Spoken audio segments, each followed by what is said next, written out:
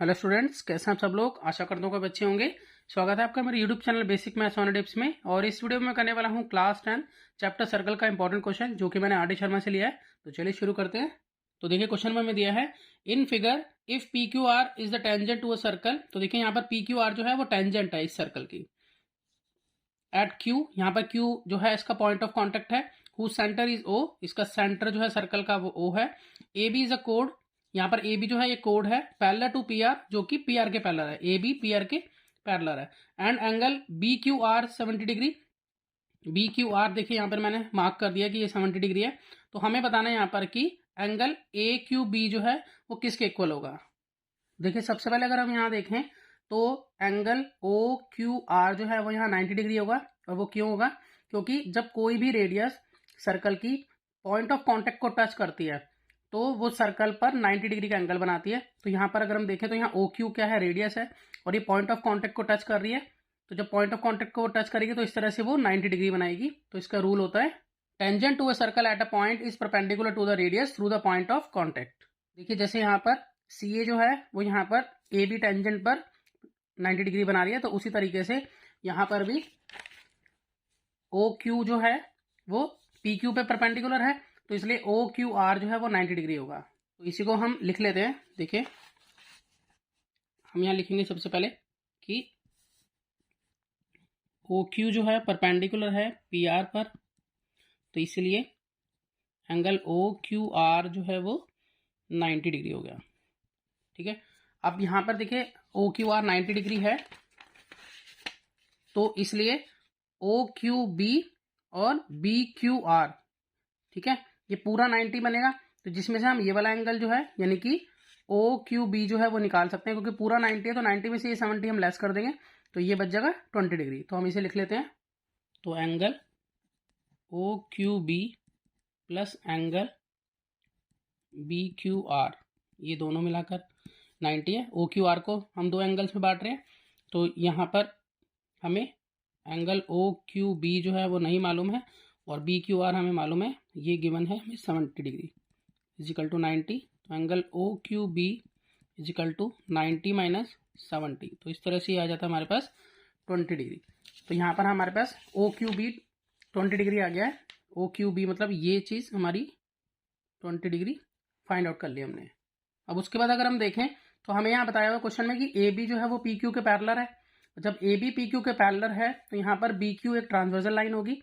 ठीक है, देखिए इस तरह से अगर ये दोनों लाइनें एक दूसरे के पैरेलल है, ये ए बी हो गई और ये पी क्यू हो गई, और यहाँ पर बी क्यू जो है इस तरह से ये एक ट्रांसवर्सल लाइन है, तो इस तरह से ये जो एंगल बनेंगे ये दोनों एंगल इक्वल होंगे, इन्हें हम बोलेंगे alternate interior angle. It means अगर ये 70 डिग्री का है तो ये भी 70 डिग्री का ही होगा, ये होगा ऑल्टरनेट इंटीरियर एंगल की वजह से। तो हम इसको लिख लेते हैं पहले। तो हम यहाँ पर लिखेंगे कि ए बी पैरेलल है पी आर के, तो इसलिए angle B Q R equal होगा एंगल क्यू बी ए का। ठीक है, तो इसलिए हम कहेंगे अगर if angle B Q R 70 degree है तो therefore angle Q B A भी 70 डिग्री होगा। तो क्यू बी ए यानी कि क्यू बी ए जो है वो 70 डिग्री हो गया। देखिए अब हमने एक चीज़ और भी सीखी थी कि अगर कोई भी कोड है उस पर परपेंडिकुलर अगर यहाँ सेंटर से डलता है तो वो कोड को बाइसेक्ट करता है, मतलब बराबर बराबर दो भागों में बांटता है। तो यहाँ पर जो ओ एल है वो परपेंडिकुलर है ए बी पर, तो इसलिए ओ एल बी या हम कहें क्यू एल बी, एक ही बात है, ओ एल बी बोले या क्यू एल बी बोले, ये 90 डिग्री होगा।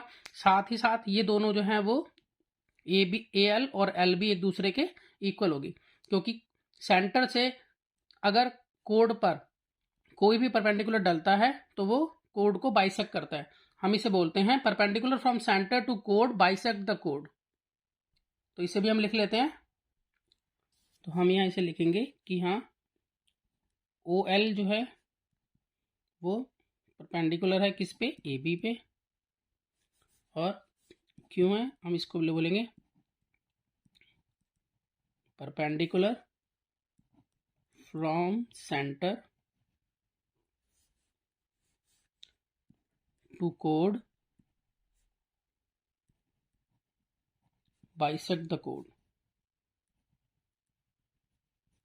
इसलिए तो हम इस तरह से कह सकते हैं कि angle O L B 90 degree होगा और साथ ही ए एल जो है वो बी एल के इक्वल होगी।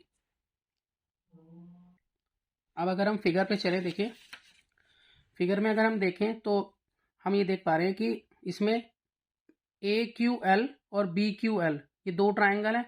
अगर हम इन दोनों ट्राइंगल को एक दूसरे के कॉन्ग्रुएंट प्रूव कर दें तो हम सीपीसीटी से ये दोनों एंगल भी एक दूसरे के इक्वल बता पाएंगे। तो हम इसको किससे प्रूव करेंगे?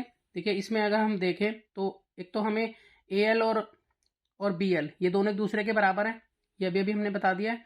उसके अलावा हमारे पास क्यू एल ए और क्यू एल बी ये दोनों ही 90 डिग्री होंगे, हर एक एंगल 90 डिग्री होगा। उसके अलावा एल क्यू जो है दोनों ट्राइंगल में कॉमन है, तो इसलिए हम साइड एंगल साइड से इन दोनों ट्राइंगल को एक दूसरे के कॉन्ग्रुएंट प्रूव करेंगे। जब ये दोनों एक दूसरे के कॉन्ग्रुएंट प्रूव हो जाएंगे तो हम ये कह सकेंगे कि ए क्यू एल और बी क्यू एल ये दोनों एंगल भी एक दूसरे के बराबर होंगे। तो इसलिए ये एंगल भी कितना हो जाएगा? 20 डिग्री हो जाएगा। और हमें यही निकालना है ए क्यू बी, तो ए क्यू बी इस तरह से हमारा 20 + 20 यहाँ 40 डिग्री हो जाएगा। तो इसको लिख लेते हैं। तो हम यहाँ लिखेंगे कि in triangle A Q L and triangle B Q L, इन दोनों ट्राइंगल के अंदर क्या होगा? ए एल जो है वो इक्वल है बी एल के।